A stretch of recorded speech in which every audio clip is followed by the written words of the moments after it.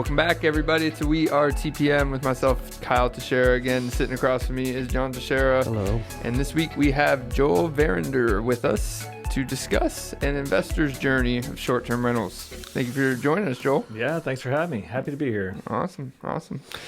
So Joel, you and I have known each other for quite some time. So we started off knowing each other from church, right? Mm-hmm. And we've become friends and we've supported each other's businesses and endeavors. And so I asked you to come here because you have, throughout the years, you've shared with me some of your experiences investing in real estate. And you texted me a couple weeks ago saying, hey, I'm on my way to open my 9th, I think, right? Yeah. Short-term rental in Gatlinburg. And you and I had a little text discussion about that. And I really wanted to have you here to share with people, how do you connect the dots from being, hey, I'm thinking about investing in real estate, whether it's short-term, long-term, whatever it is, to where you are now? And that's why I had you here. So maybe you could just kind of tell your story, share what did that road look like for you? Maybe it'll kind of spark some, interest with somebody. Yeah, sure.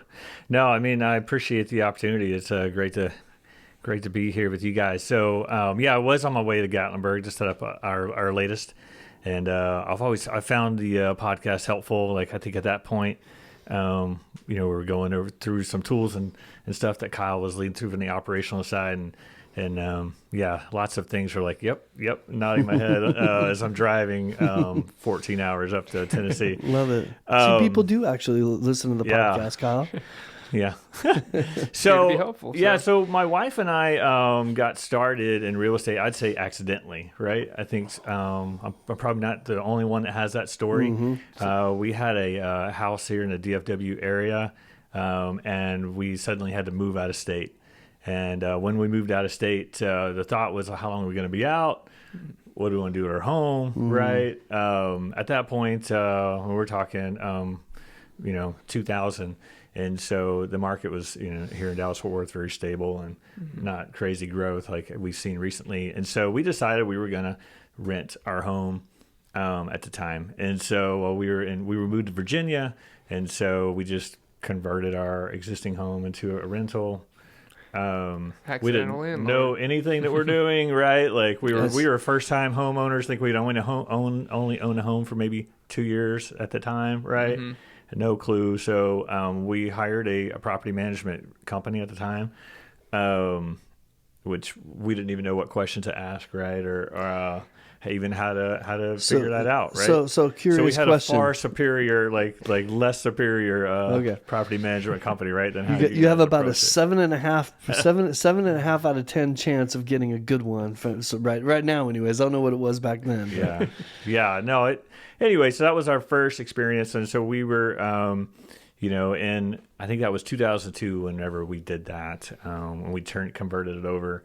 And then once we got up to Virginia, we kind of made it our goal as we saw it was working, and it was a good long-term strategy. I think at that point we decided, hey, we're gonna we have 3 kids, and we're just gonna kind of get one long-term for each of the kiddos, right? Mm-hmm.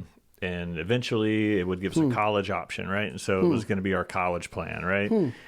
So we wanted to invest in real estate for our kids, and that was going to be their college plan when they got better than a college fund, right? Right. That was our thought. It was better than, we liked that option. It was more fun for me too than just putting it and let somebody else control it. At least I would have some opportunity to at least control the investment somewhat. Love it.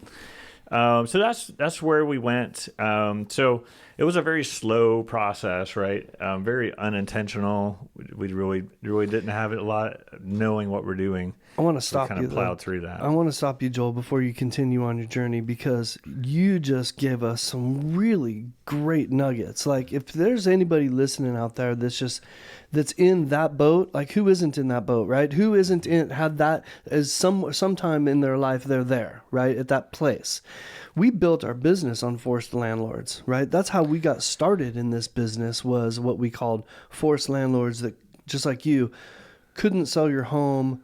Hey, let's just go ahead and rent it. So that story it tells how you got motivated to get into it. But then after doing it, you're able to see the fruit, right? Yep. That's one of the things that really comes out of that to me is you were quickly able to see, hey man, this works. Look at this. Look at what passive income is doing for us.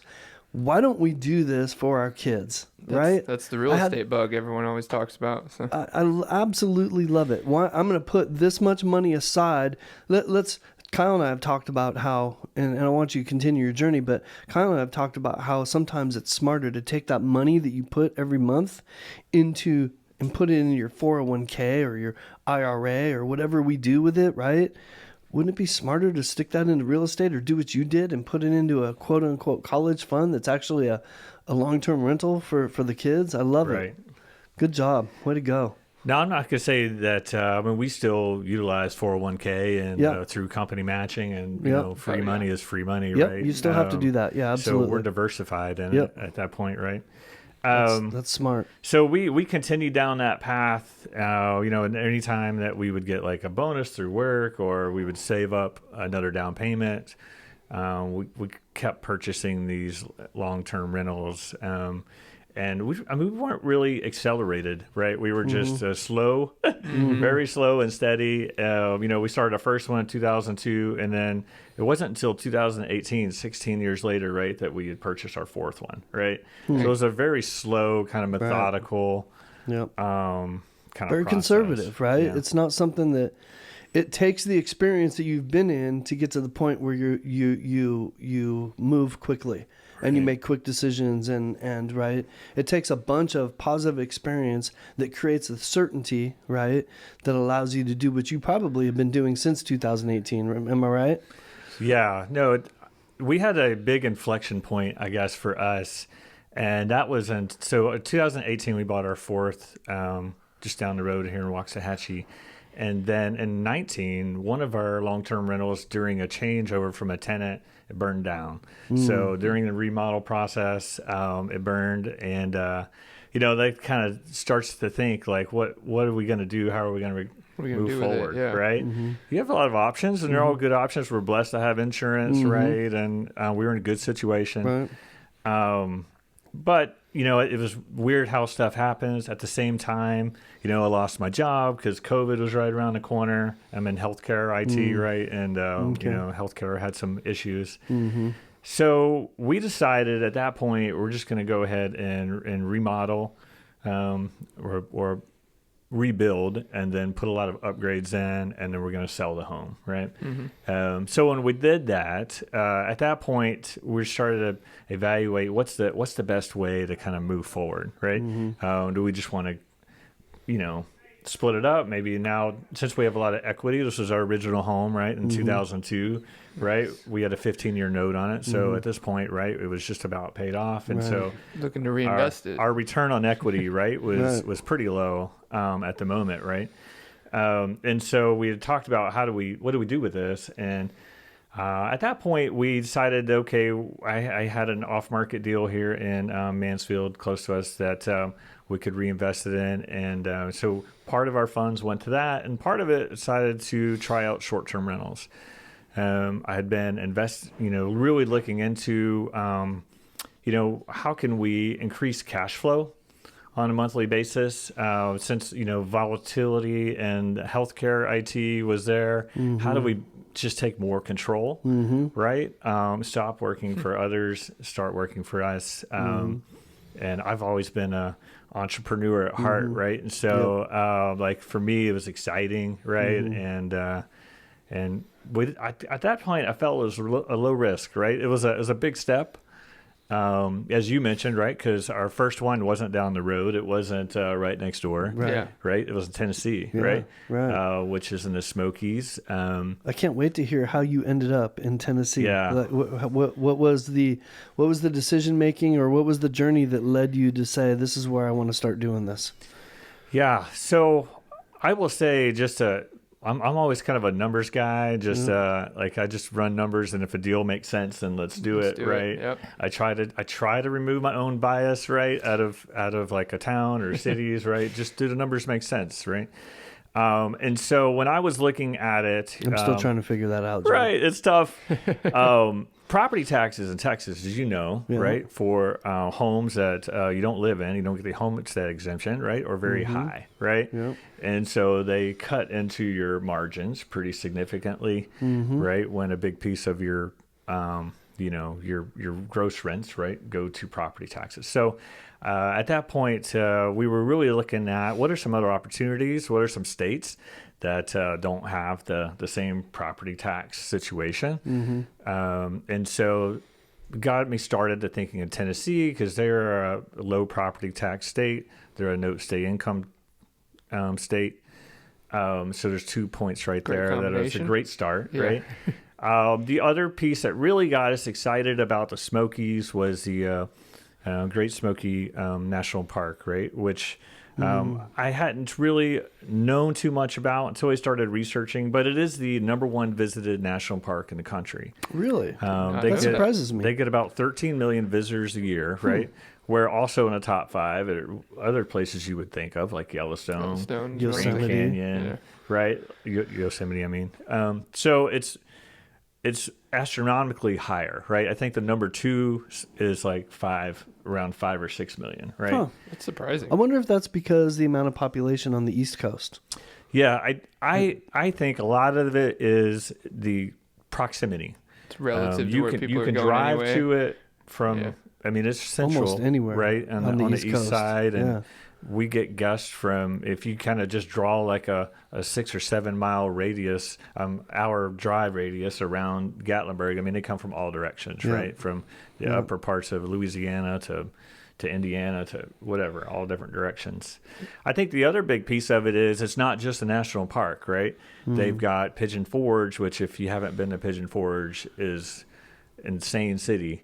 And Gatlinburg is great shopping and there's a lot of- distilleries and stuff is there as well. And you said you're a numbers guy, so it sounds like, this all boils down to these are all the reasons that you determined there was a demand there for, for short-term rentals. And at the end of the day, that's what we're looking for. So Exactly. So Which is getting harder to find right now. Yeah. So for us, we had a couple of, I guess, table stakes. And so for me, I really wanted like a 30% cash on cash return. So just meaning, to break that down, what does that mean for those of you who haven't seen that before? So if we'll just use dummy numbers, if we're talking about $100,000 purchase, right? And if you're putting 20% down, you're putting $20,000 into it, and you might have some other startup costs. So maybe you're at like 35 after closing costs and stuff, right?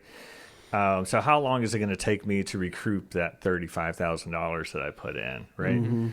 If it takes you 3 years, then that's roughly 30%, right? pretty good. So that's my target, was to get my money back from the deal within a 3-year time period, right? Yeah. So that's my initial kind of gauge there. So that's where we got started, and Joel's looking for a good deal. It's normal. I wouldn't say normal for short-term rentals, but in long-term investing, it's like 4 to 10 years is what they're looking for in their cash on cash. So, but we expect to get it back quicker with short-term rentals. So. Yeah, we've done pretty good on that. What? So you started this in 2019, you said? So when you bought your first one? Yeah, so we bought our first one in Tennessee in July of 2020. Okay. Tell us how that first one went. Yeah. So the first one we went with was a 1-bedroom, 1-bath, just a small little real log cabin. It had a lot of good updates, brand new flooring.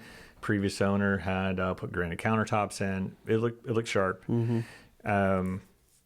They weren't a very good operator, which is kind of an interesting aspect to this. I mean, up there especially, you can have 2 properties that are right next door that have very similar amenities, and you can have wildly different results, right?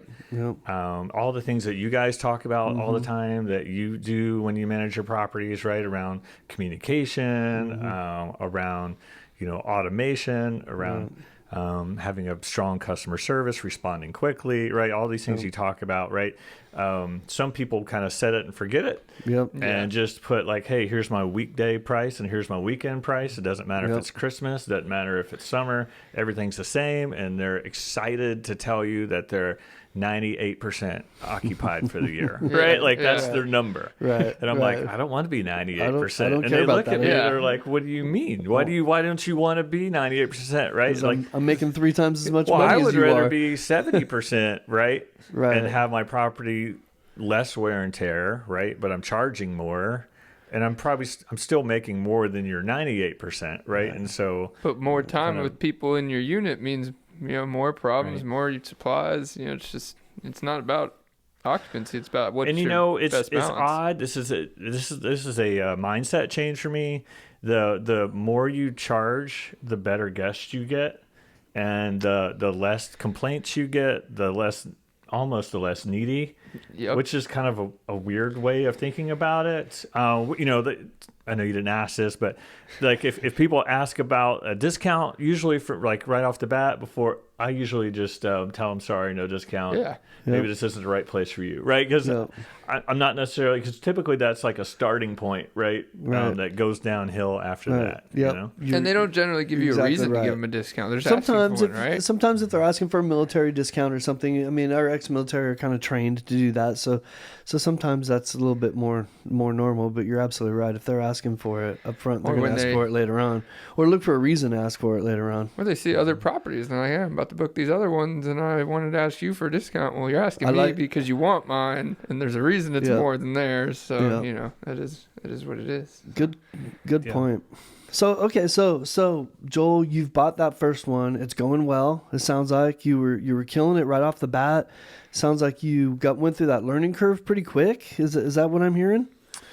Yeah, when we purchased in the Smokies, we got started with it was a pretty great local realtor group, and they specialized in out-of-town investors, saying that part of the deal with a transaction is go through them, and they would also kind of get you kick-started, right, to kind of show you the ropes to a limited degree, right? But then get you started with like, here's an initial set of cleaners, maintenance guys. They're still on you to interview and hire and select and those types of things. But they were holding your hand to get you started, right? It's part of their value proposition, which was that's good. A helpful way, right? To do that. Love it. So my initial thoughts were on this place that I mentioned that whenever we sold this house that we rebuilt, we purchased a long-term rental here in Texas, actually in Mansfield. And then the other part of the funds, we bought the short-term rental. And for us, the short-term rental at that point only needed to gross somewhere around like $35,000 for me to make it worth it, right? The previous owner said he grossed 37. Just looking at his listing and how he did everything, I don't know, kind of confident that I could at least match it, right? I didn't see anything amazing that he was doing, right? And so part of it was at our timing. I realized, right, like we got in at a great time, because this is 2020. This is now Tennessee is a very southern state, right? And so the same COVID protocols that they might have in California are not necessarily prevalent in Tennessee. So people are traveling, right? And you can say they were flooding to the record travelers, for vacation, right? Yeah. So just rates went sky high. There was like 3 states you could Alabama go to. was sky high, right? I know there was a time, right, where the beaches or Florida was, shut down. Tennessee just welcomed all those people, right? Yeah. And so I realized that my numbers were a little skewed that first year because of that. But in the first 4 months, I had hoped that we could get, in our mid-30s for a whole year. In the first 4 months on this little one-bedroom, we had earned $35,000 in 4 months, right? Just on a gross. We still have expenses, obviously. But so that just got us thinking, like, oh my gosh, what are we doing? Like, love it. Let's keep going. And so at that point, we bought our second one in December of the same year, 2020. Wow. So you quickly quickly So pivoted. so hold on. It took you 16 years to go from one long-term rental to 4, and then literally 9 months to go. Man, we've got to do this again. That was 5 when you got months. to short-term rentals. Yeah. Was it 5 months? Is what he said. Yeah. Yep. Sorry. That's amazing. He hit his target. It sounds like you hit your milestone in 4 months, and you're like, well, get the next one. But see, that's more to my point where, okay, Joel, maybe you can attest to this. When you've got some experience behind you, whether it doesn't matter what the experience is, if you have some successful experience behind you, it makes it easier going forward, the more of that you have behind you, to make quick, certain decisions, right? Like, I already know what my worst case scenario is, but I also know what my potential reward is. Boom, let's go. Or no, I don't want to mess with that, right? And Yeah, you know what it really comes down to is just taking action. yeah, Right? I mean, do your analysis, know your numbers, know what your targets are. But I see a lot of fellow investors that are just trying to get started. They just want to keep analyzing. They And it's just overanalyze. analysis paralysis. They just keep going and going. It's like, are you sure? Yep. What do you think? And they want to talk to 12 people, and interest Okay, rates we've are got one going like up, that, don't we? prices are going the wrong way, right? And You wait around for the perfect storm, right? Is what people do, and you can't do that. I mean, so just taking action, being Yep. smart, right? Love it. And going in there educated and Love it. have I mean, we're a fan of having reserves, and you're not overly leveraged, but taking action, I think, was the key. But you're right, it took us 16 years to get 4 properties, right? And then, as I'll get into in a second, then we just went 2 properties, right, in 6 months. yeah. And so at this point, we decided that we aren't really going to use any of these funds for vacations or for a car or anything like that for the family. We're just going to reinvest. So anything that comes out as a net is just getting reinvested. We're building up our reserves. We have a capital account. We have an expense account, right, for these short-term rentals. And at this point, I feel like I'm getting very plugged into the area. We've got a team. This is all because of a team that you hired. You guys talk about this all the time, right? Yep. Who is your cleaner? Who is your maintenance guy, right? We refer to it I'm all a as huge- boots on the ground. Yeah. Yep. And I'm a huge relationship guy. That's like, I'm a people connector, I think, is my strength. And so for me, it was, how do I build these relationships? How do I introduce these cleaners to other high volume? I'm not a high volume investor at this point, but other folks who have a lot of units, right? That can be easy for them, right? And then add value. So how do you add value to these team members? Right. And so I was growing the team, and the next year, 2021, we continued. We bought another place off market. There was an investor who posted it in Facebook group, said, "Hey, I'm thinking of selling." Fantastic, right? So we just did a direct transaction there in March of 21 on a place, and then I had 2 additional places in May.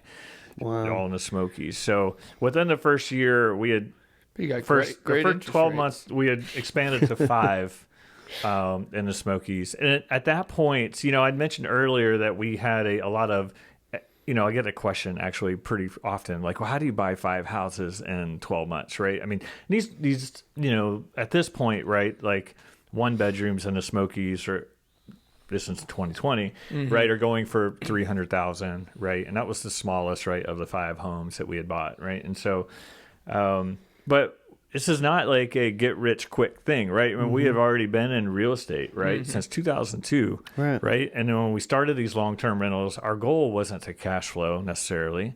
We had 15-year notes on all of these properties, right? And so our goal was just to build equity for college, right? Because we expected our kids, right, to go to college in 15-something years, not 30 years, right? So we wanted them paid off or have so we started leveraging some of that equity, right, through a cash out refinance, right, for example, to be able to pull out a good amount of that equity and start using We talk about that a lot, don't we? rolling Kyle? that forward, right? So yes, there's costs to doing that, right? You're having to pay closing costs on these cash out refis. Like your interest rates are almost always going to be higher, right? On Yeah, cash but outs. Usually, but not higher than if you were to get unsecured money. sure, So that's the benefit. yes, cheaper than a hard money loan, right? Or other products that are out there. So have you used? We've talked a lot about the BRRRR method. Have you used the BRRRR method in any of your You units? just described it.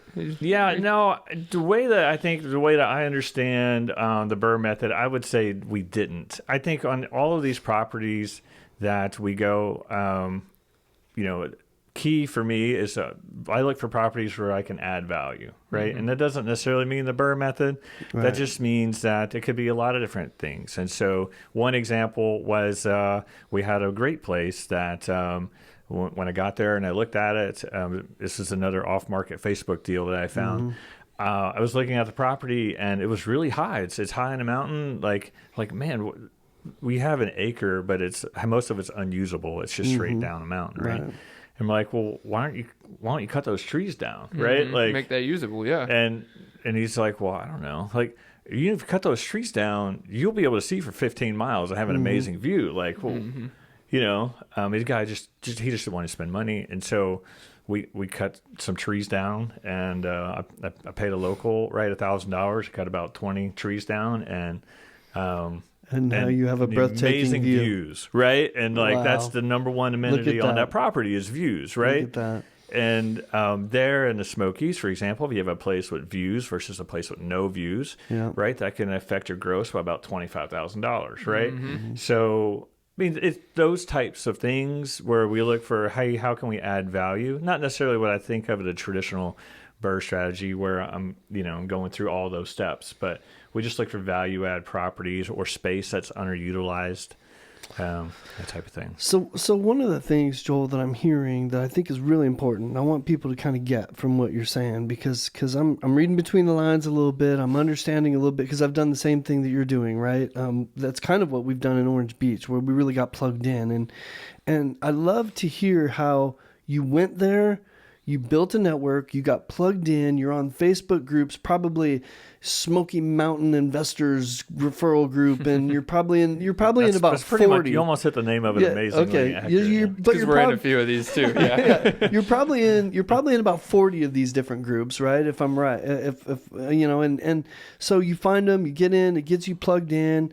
You're plugged in with a cleaner and your handyman, right? And the investment group you're talking about, and there's probably a bunch of other people you've met along the way where you really learned how to not just go and focus on a property, but to go get plugged into a community. What's the value here? I've probably spent a lot of time there now. You know what restaurants to go to, you know where people want to go. So when people call you and say, hey, how far away are you from Pigeonhole? You're able to tell them that I've got this property that's 4.3 miles away from Pigeon. Did I get it right? Pigeonhole? I've never heard it called Pigeonhole. Pigeonhole. Yeah, what is Pigeon it again? Forge. Pigeon Forge. Sorry about that.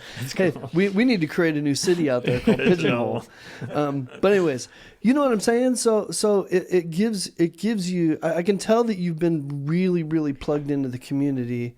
And it gives you an advantage, right? A leg up, instead of just looking at it as a property or a number, right? Investment. It definitely helps. I mean, as I mentioned, I'm a relationship guy, and so when you find a team, for example, right? I mean, I send steaks to our cleaners, right? Like as a hey, thank you for we've had 3 months of just amazing reviews. Here's some steaks for you guys.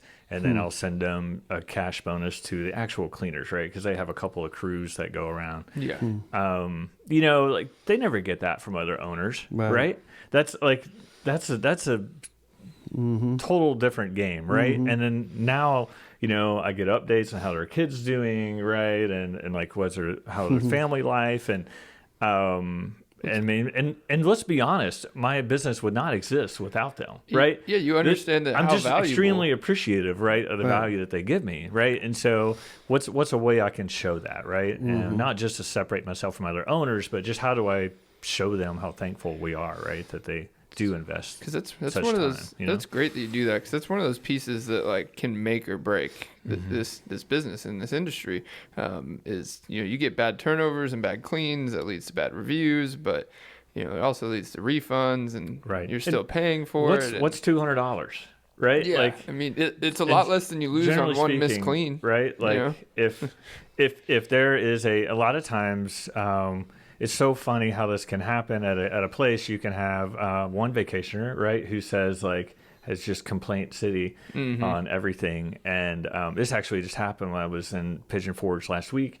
We just had there's just everything was wrong, right? Like you could not make this person happy. And I know there's other things going on, right, in their life, right? And this is just the I don't know, the way they can take it out on somebody, right? Right. And then I was even in town, so I was like, this cannot be that bad. So my cleaner already went out, right, and sent somebody out as soon as they arrived, right, to fix something that they weren't happy about, and they were still not happy. So I went and visited, and it was one of those where I looked around like, this place is great, right? I don't know what they're talking about. But you have to have a different mindset, right? At that point, right? Like part of me wanted to just say, all right, just get these guys out of the cabin, right? And just maybe I'll go find a place that works for them. Right. But they're there and they paid for a vacation. They are on vacation, right? Or wrong, right? You want them to have an amazing time, right? And so instead of that, I will go ahead and we have a local creamery shop around the corner that I'll call and get them a gift card with their name on it. And like, hey, sorry, it didn't start off with the greatest first impression, even though that's not how I really feel. You're just trying to put your customer service hat on, because it's about the guest right? experience. Get them to get out of the house, right, and go enjoy all your surroundings. Here's a local favorite, right? Get out of the cabin you claim to hate so much and go enjoy the rest of it. Because if you can't fix what can't be fixed, you can try to fix their perspective, right? Because at the end of the day, those people are usually just being unreasonable, but they can't be made happy in other ways. And I tell you, as soon as they left, the next guest, right, I don't know. Oh my gosh, best experience ever. Greatest cabin, everything's perfect. And I'm like, how is that possible? It's the same place. You know what it is? It's because I've had this happen too. When you go into town and it's something, you get that guest. You always get that guest when I'm randomly, I won't be there for 3 months. I'll come into town for 2 days, and for some reason I got to go to that unit and deal with a guest in person. Does that not happen every time I'm in Orange Beach? Every time you're there, every time I'm there. Every single time. Something happens. It doesn't Remember ever when happen. I was there was a hailstorm that hit Orange Beach. Once in a century hailstorm that destroyed everybody's cars. So question, is Gatlinburg or that area of the Smoky Mountains, is that an opportunity zone? Is that one of the things that drew you there? That did not drew me. Actually, I didn't really know about opportunity zones until maybe about 6 to 9 months ago. We have as you can imagine, I have a group of short-term investors that meet here in Dallas-Fort Worth every month, and opportunity zones has been a topic for us the last 6 months, but that didn't initially get me out there. No. But is it in an opportunity zone? They have parts of it are. Okay. All right. So have you managed to take advantage of that? But do you have anything in one of those? No. Okay. I mean, I know that we're managing up in Broken Bow, and that's one of the things that's really created an explosion up there, right? Is that's a huge advantage, right? Tax advantage. Well, and to clarify, we've never talked about opportunity zones, so it's not just a zone we're deeming an opportunity. This is something actually. I believe it was Joe Biden created, right, or his administration, or was it Trump's administration? Somebody's administration created an opportunity zone. So. Are you sure about that? Yeah.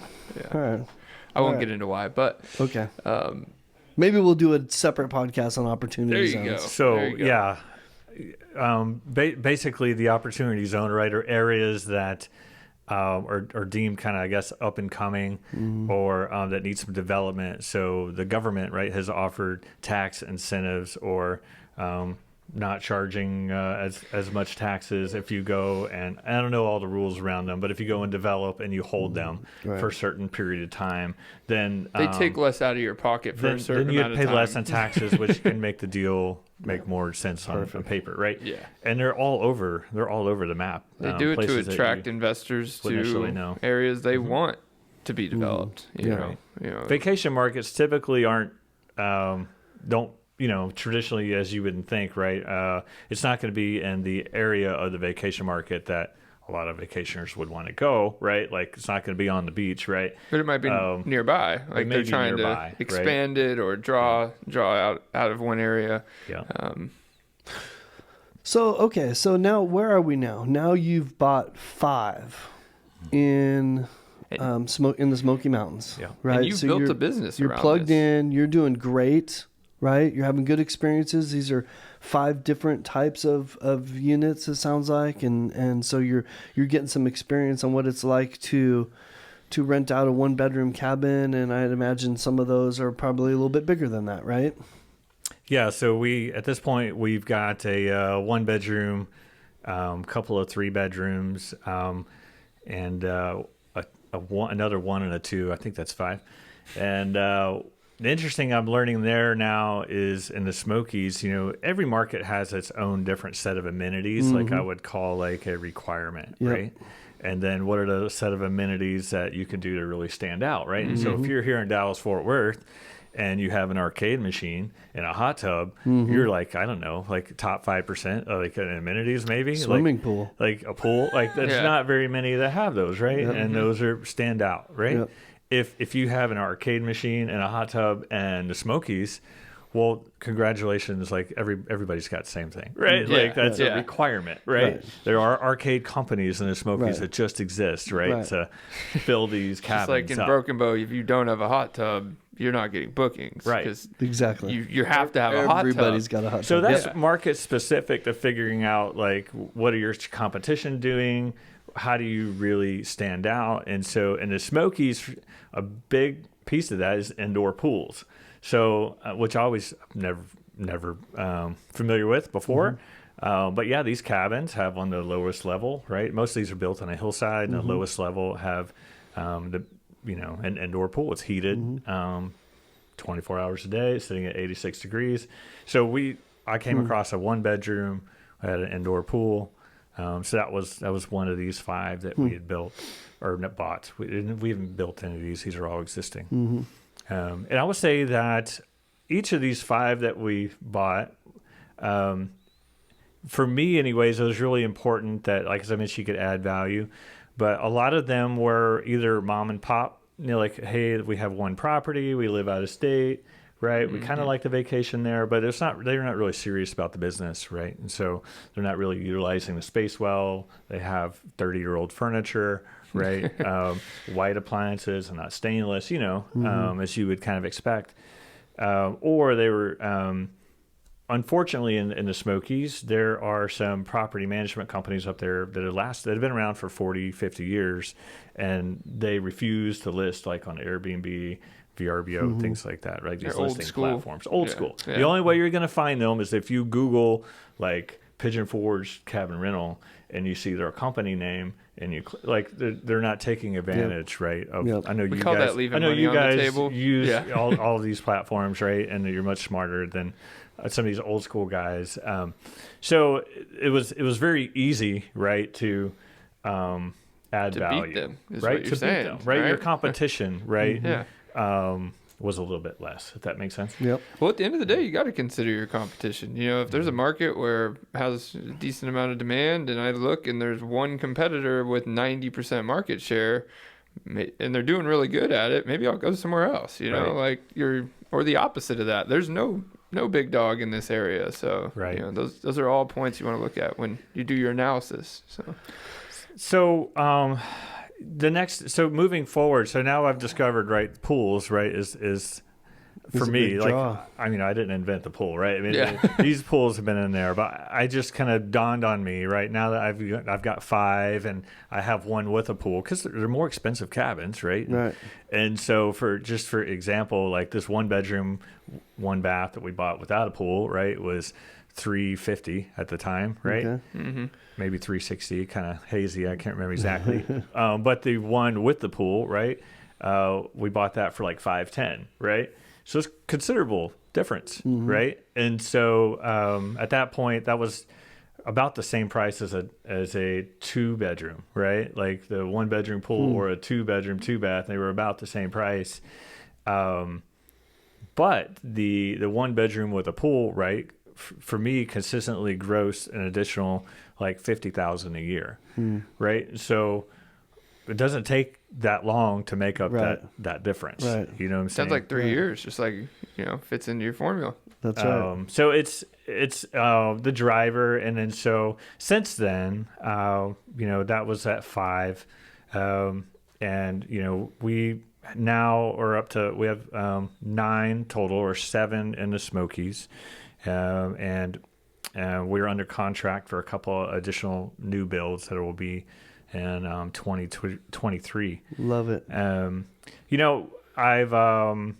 We also kind of moved to Gulf Shores. We have one in Gulf Shores, not too far from your places in Orange Beach. And we have, this was going so well that one of our long-term rentals here in Mansfield, we converted it to a short-term. Okay. All right.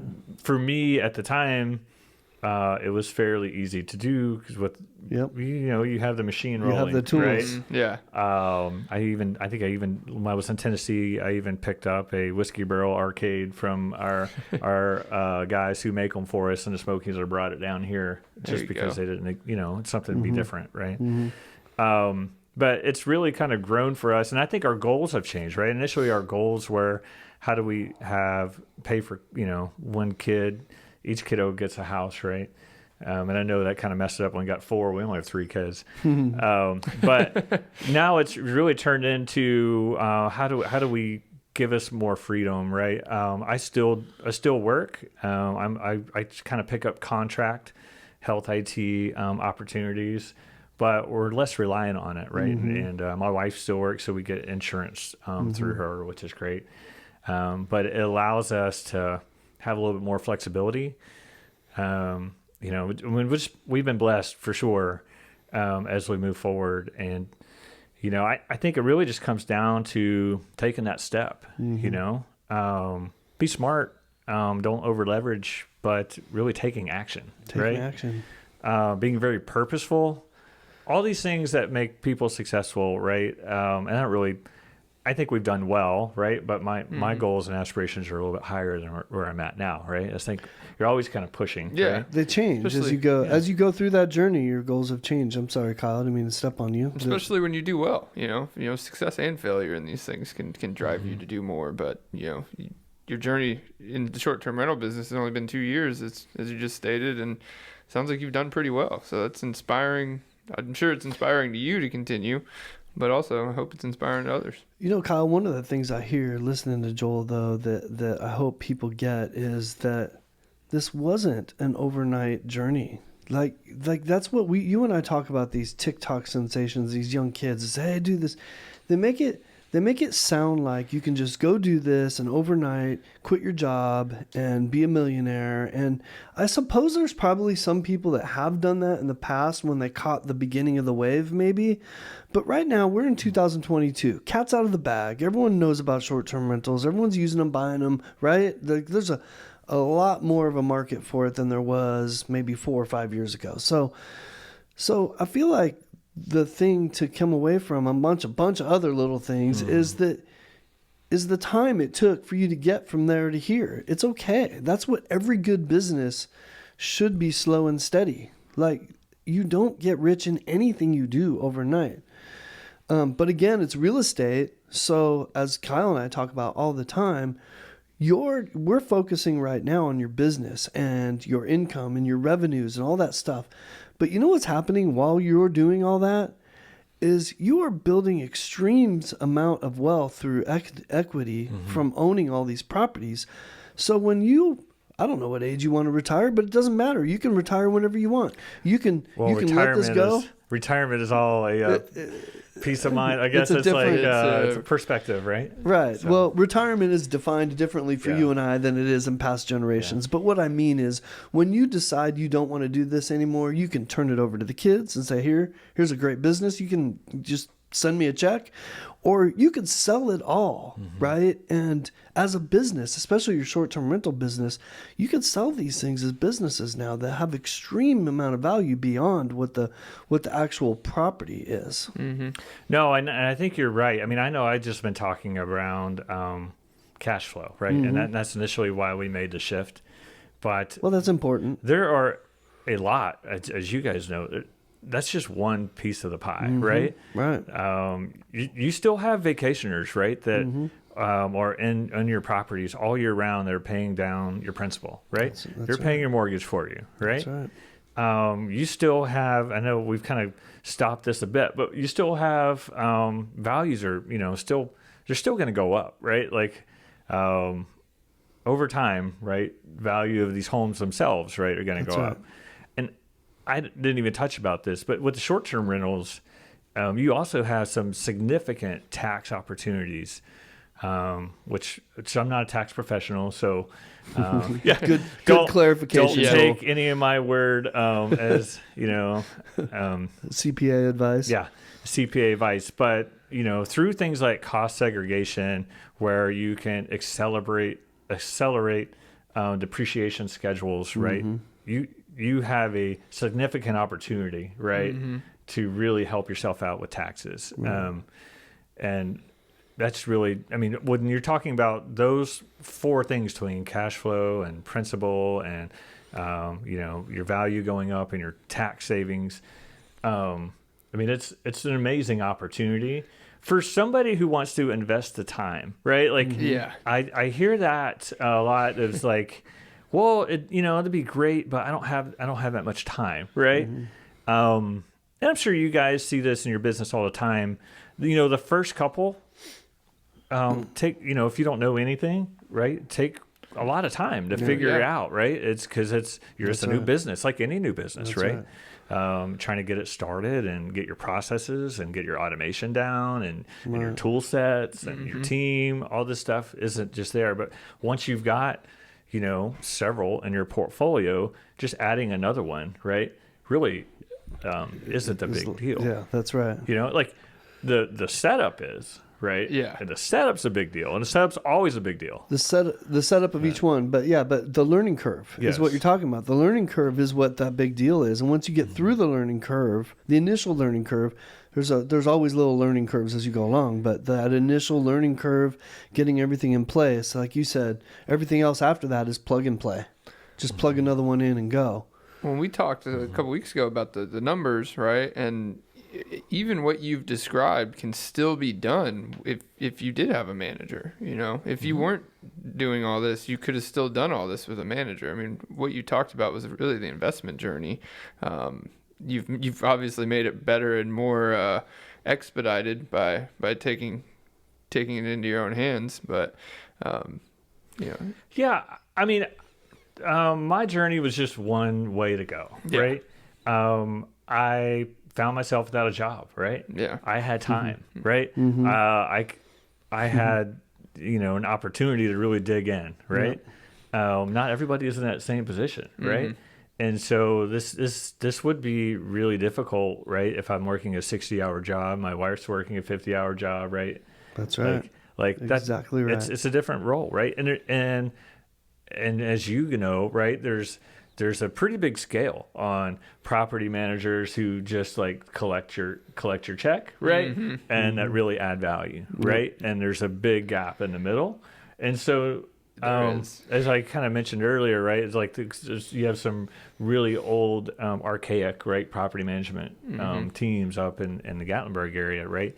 So that it's different, but it rapidly changes, of it. right? That's another piece. Is like you could have someone, even a manager. You have a great manager that's great right now, and the systems you need right now, that doesn't spend the next 2 years adapting. And because we've had a lot of adapting, even in the last 2 years that we've had to do in this industry since we started. I won't even get into how much adapting you've had to do, but it's a journey that you have to constantly stay ahead of the game. It sounds like you've done that. So COVID was constant adaptation, wasn't it? Yeah, and everyone says, "Oh, how'd you make it through COVID?" And they get amazed at my stories of the pivots we made to thrive off COVID. And that's a whole nother podcast. But you got to meet the demand and know where it's at. I'm curious to see what Joel thinks about this because he was pre-COVID, right? You started this business right before COVID or right at the beginning of it? Post-COVID. Because I mean, really, I know the Smokies and the beaches were all hit. Like I'd say April, May were really the okay. downers of 2020, right? And we came in July, and I think that was helpful for us. One, obviously because of the volume, but nobody, when we were closing in July, the volume didn't hit yet, right? When we're closing. So I think our sellers, right, that we were buying from had just gone through a couple of really bad months, right? Well, March and And April then they of weren't 2020. really sure, like What was happening. none of us knew, right? Yeah. Like what did it look like going forward, right? And so I was taking a bit of a gamble of projecting, hey, I think people are going to start traveling. This isn't going to last forever. He was like, okay, if I sell, I'll make some equity. I've owned this place for 10 years, right? Which is just go now, right? Yeah. And so both of us, I think, were taking a little bit of a gamble, but no, we were definitely post-COVID. Okay. I'd say on Yeah, that standpoint. every investment's a little bit of a gamble. You know, you got if there's no risk, there's no reward. So it sounds like it played out because 2020 was an interesting year for short-term rentals, but there was definitely ways to thrive in it.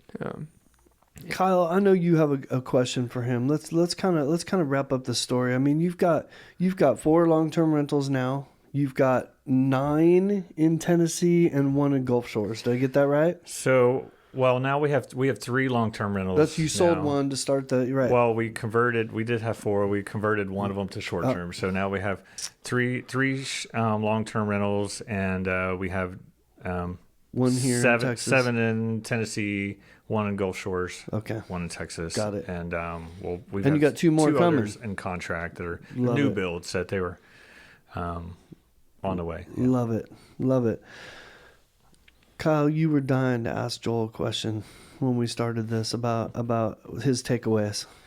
Oh yeah, no, like now that you've been through this experience, this is a great point in the journey to ask you this. But what are your main takeaways for someone who may want to go do what you've done? So I would say first to take action, right? Like that's the key. Yeah.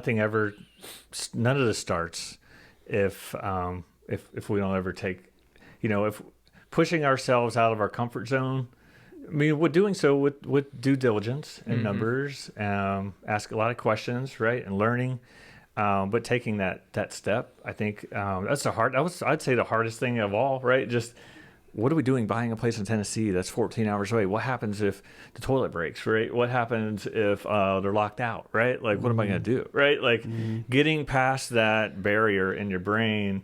Even our long-term rentals, we've got one up in Allen, right? Which was from us, right? That's like an hour drive in traffic. It could be could be up to 2-hour drive, like in worst case. Right. What happens if their toilet breaks, right? Like, what happens if a pipe bursts there, right? I'm going to call somebody, right? That's right. Whether you're 5 minutes down the road or you're 14 hours away, you're going to do the same thing. If you have a great property management company, right? Then it's a different scenario, That's right? But that was kind of initially getting over what I kind of see as like a roadblock, right? That didn't really exist, but it was just my comfort zone. So getting past that, the other piece is as we talked a little bit around communication and just really being able to put on a customer service hat, even though you're right, but you're trying to make things right with them. One other piece, I think it would be helpful if you are in like the early stages. And, so I'm married. We've been married for 22 years now. And as we kind of go through this, one of the things that we started to think about, and notice this might be kind of an advanced topic on scaling, but as you're looking at places, you're limited to the number of loans that you can get, right, through a Fannie or a Freddie, right, a conventional rate loan. And so one of the things that my wife and I have started to do on our second or third purchase is, once we got that first tax return, so we started in 2020 and we had one home for about half the year. The other one was just maybe a month. When we got the next return, right, both of us were on the title. And so both of our incomes, right, showed the gross, right, from the prior year, which helped us both, right, in our debt to income ratio, right? So going forward, what we decided to do was to start alternating who's on the loan, right? And so one place Claire would be on the loan, the next one maybe I'm on the loan, and we'd kind of alternate. But we're both on the title, right? Yeah. So we're both getting credit for the income, but only one of us takes a hit for for the expense. That's smart. You know, Very so smart. Yep. so it helps you avoid or try to, you know, it still takes a tax return or two, but it gets you, your DTI is, you know, blown out of the water, right? Because you're getting credit for, you know, both of us are getting credit, right, for 9 short-term rentals, right? But we're only like getting hit on Right, on the mortgages right, and right. property taxes and whatever on half of it, right? Does that make sense? Yeah, that should allow you to Each. keep going all the way to 20. Right, and then at that Fannie point, Mae or Freddie, instead of 10, you can hit 20 Yep. if you're able to go that route. So if you don't do that up front, I mean, I know not everybody has 2 full-time people, right, in the same situation. Yeah. But if you were to start with 1 short-term rental, go through a calendar year, and then you know, get your tax return, it could help. It's a way to. I think the point going. there is too to make sure both spouses are on, right? If you're both in the business, then make sure they're both on title, right? Make sure they're But both not on the loan. Is what he's saying. But not on the loan, right? Because there's benefits to that, and even that can apply to partners too. You know, they're not all the same benefits as far as DTI, but you could have a partnership where you're trying to get to 20, and 10 of these loans are on one person's, 10 are on another person's. You know, it just depends, and it is a way to maximize. We're saying 10 without specifying why. You can only get capped at 10. Yeah. As far as the Freddie and Fannie conventional. So that's something to know or to think about. It's much harder to go back and fix everything if you're like 5 short-term rentals in, right? Especially as interest rates have risen, right? It may not make sense at that point. So it takes a refinance, right, to get them off to make sure you qualify by yourself. So it's just that have that plan, kind of think through it anyways, and just be purposeful. I think that was something that really helped us scale. How are interest rates affecting your business right now? You know, it's making it more selective on what makes sense. I really think that with the inventory and these things, vacation markets anyways, inventory's gone up, rightfully so, and interest rates, you know, are going up. And so prices are coming down. Not all cabins are in the same position, or homes, short-term rentals. Some owners are doing just great, and they're just kind of, if I can get it, I can get it. But you never know the situation, right, of the seller. With hustle, I really think that there's deals to be had out there, right? I mean, as you guys know, you live this on a daily. I mean, there's signs to figuring out, right? Like who's motivated, right? And looking at days on market and decreases, and just by your networks, you know. So I mean, there's deals to be had. I think but now you just need to be more selective, right? And in 2020, we have massive amounts of people going to the Smokies. Even the unupdated cabins were making money. They're getting occupied. But now that inflation has gone up, gas prices have gone up, we're still seeing a lot of travelers. But there's been a lot more hosts, right? There's been a lot of new builds. I think the bar's been raised a bit, right? On the experience and the hosting experience. And so it takes just making sure the deal makes sense, and that you're not just buying a regular cabin, like you're finding one that stands out now, right? Like, hey, does this one have a theater, right? Well, and that's all and that's all recognizing in any analysis market conditions, because like, we've been through the last year of like, you know, travelers are traveling, you know, you cooped everybody up in the house for a year. So we had a travel demand that was a huge boom. You want to make sure that whatever you do in this area still makes money or still at the top of the market when the boom goes down, because as the occupancy demand goes down, your market share, you know, the market share of occupancy is going to go down, and if you can keep that consistent, you're winning, and that puts you at the top. We didn't really go too deep into the setup. I imagine, or you did mention for a second, that setup is a very important piece of this. We just did a whole episode on the cost of setup. I guess what's your advice on how important it is to make sure the setup is done correctly?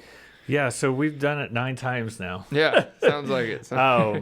You know, it's the most important part of the. I mean, you can go through every step. You can get a good deal. You can have a good location. But if you just don't spend your time on setting it up, it's for naught, right? Because I can't go cheap on the setup. you're not going to be maximizing the value, right? Yeah.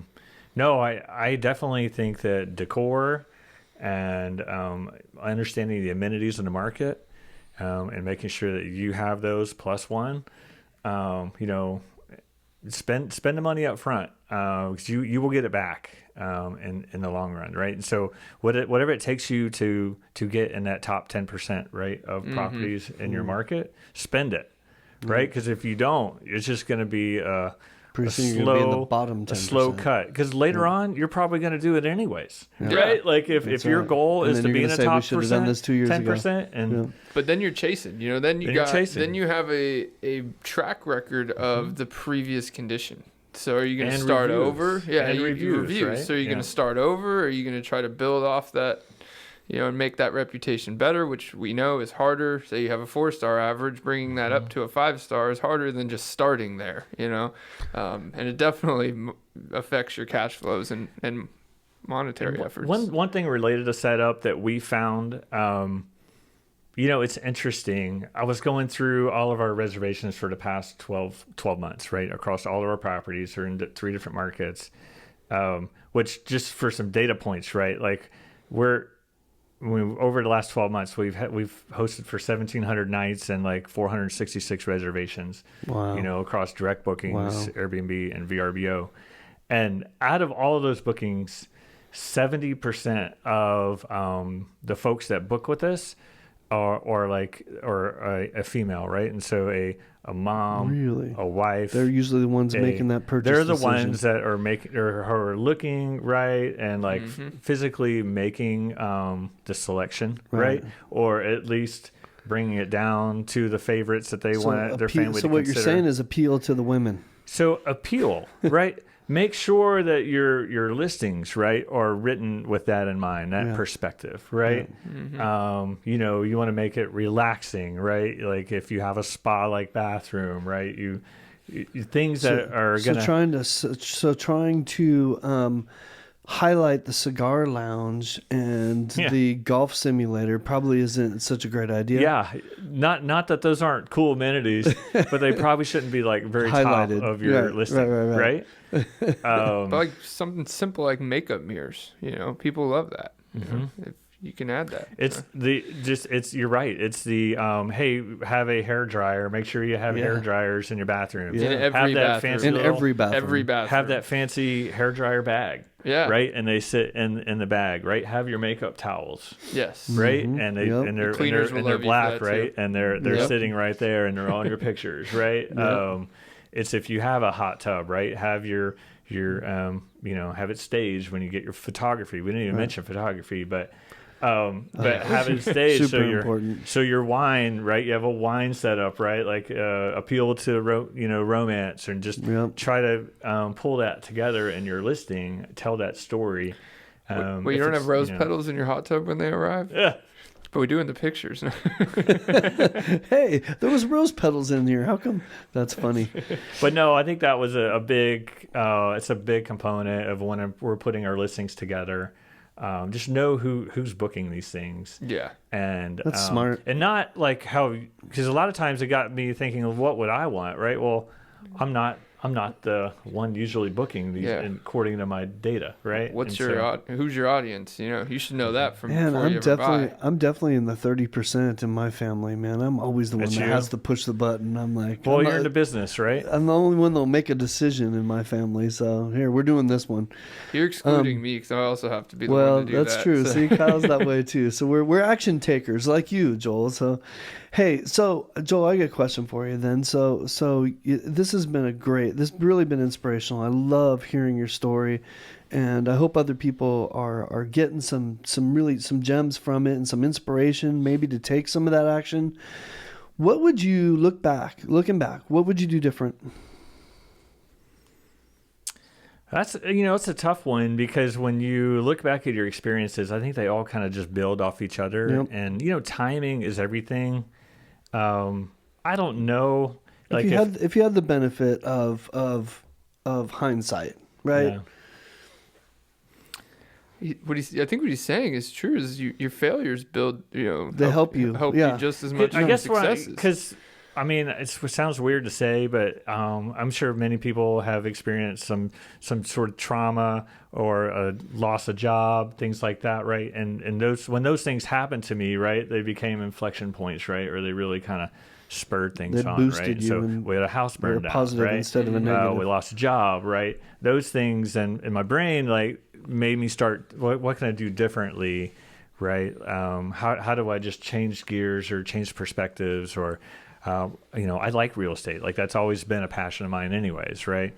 I'm the guy who's always looking at houses, right? Like, for even though we're not buying, and my wife tells me to put it away, right? Like, just in case, you never know.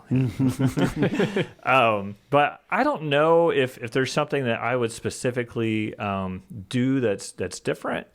I think... Would you do it faster?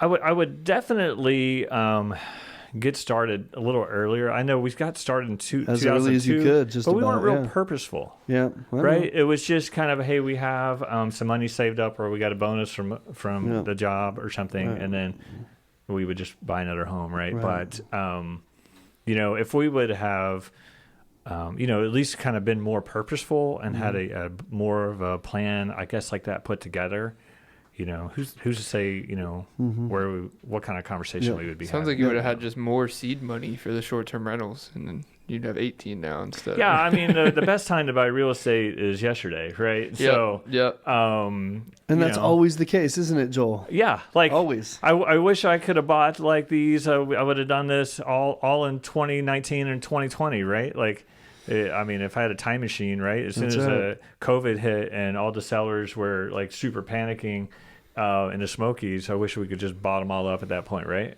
Of course. But do we have the first Airbnb in our town, Kyle? Yeah.